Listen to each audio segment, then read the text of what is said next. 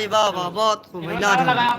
اب ارشاد بھائی ہمارے، حالانکہ مجھے پتا تھا کل بھی انہوں نے نعرہ لگایا تھا، آواز کی تو تعریف جو بات ہے کل کی کر دی تھی، لیکن دیکھو انہوں نے بولا جشن عید میلاد النبی.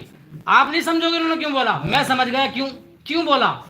کیونکہ انہوں نے ہم الحمدللہ عید میلاد النبی کا جلوس نکالا. پوچھنا آپ جی جی جی بیش. اسی لیے ان کی زبان پہ رٹا ہوا ہے. انہوں نے جلوس نکالا اور جلوس کے اندر نعرے لگائے ہیں. میں گارنٹی کے ساتھ کہہ رہی ہوں. آپ پوچھ لیں. اب تم سوچ رہے ہو کہ حضرت زبردستی ہاں کروا رہے، ہاں نہیں کروا رہی. آپ پوچھ لیں. انہوں نے کہا جلوس کے جب نعرے لگاتے ہیں نا، اسی لیے نعرہ بھی اتنا شاندار یاد ہے.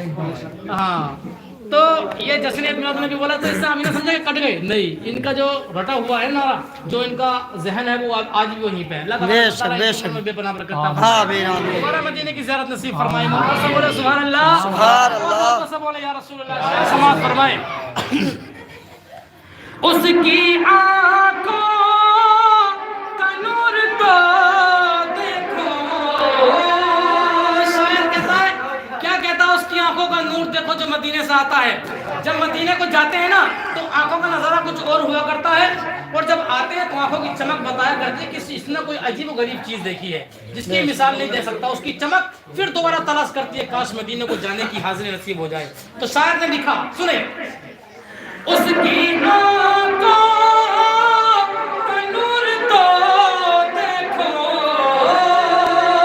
اس کی آنکھوں کا نور تو دیکھو، جس کا دیکھا واہ واہ واہ.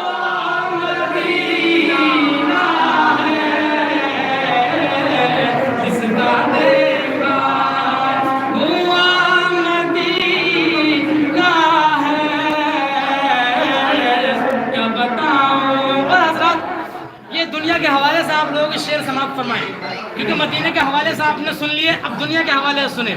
دنیا والے جو ہیں نا، یہ دنیا والے کتنے ہی وفادار بن جائیں لیکن وفا نہیں کرتے ہیں. شاعر کیا کہتا سنیں. دنیا والے تو درد دیتے ہیں. بھائی بات حقیقت ہے نا. دنیا والے تم کتنی بھی قسمیں کھا کر کے تم سے کوئی کہتا ہے کہ بھائی تو ٹینشن مت لے میں دھوکہ نہیں دوں گا، لیکن ایک وقت آتا ہے کہ دھوکہ دے دو. بات حقیقت، کیونکہ یہ دنیا ہے اور یہ کوئی عام آدمی نہیں کہہ رہا، بلکہ اللہ تبارک بتا رہا ہے نا، فرما دیا قرآن شریف کے اندر کہ لوگوں تو جو تم دیکھ رہے ہو دنیا نہیں ہے. یہ جو تم دیکھ رہے ہو وہ نہیں ہے، دھوکے کا سامان ہے، ختم ہونے والی چیز ہے. کچھ دیر کا تماشا ختم ہو جائے گا. آخر کیا ہے؟ صرف تمہارے اعمال تمہارے ساتھ جانے والے ہیں، صرف اور صرف. اور جو آخر تمہارا ہوگا وہ یہ ہوگا، جو جہنمی ہوں گے جہنم کے اندر پھینک دیے جائیں گے، اور جو جنتی ہوں گے جنت کے اندر پھینک دیے جائیں گے. بس وہیں پہ موت کو ختم کر دیا جائے گا. نہ موت جہنمیوں کو آگی اور نہ جنتیوں کو آگی. صرف اور صرف چھانٹ ہو جائے گا. جو مصیبت میں ہے وہ مصیبت میں، جو جنت میں وہ جنت میں. جی اللہ تعالیٰ نے فرما دیا. تو اس لیے شاعر نے دیکھو کتنا پیارا سے لے گا. سمجھ فرمائیں. دنیا والے تو درد دیتے ہیں،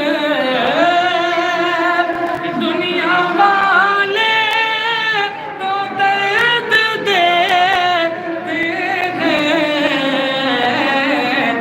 درد دل کی، ہاں درد دل کی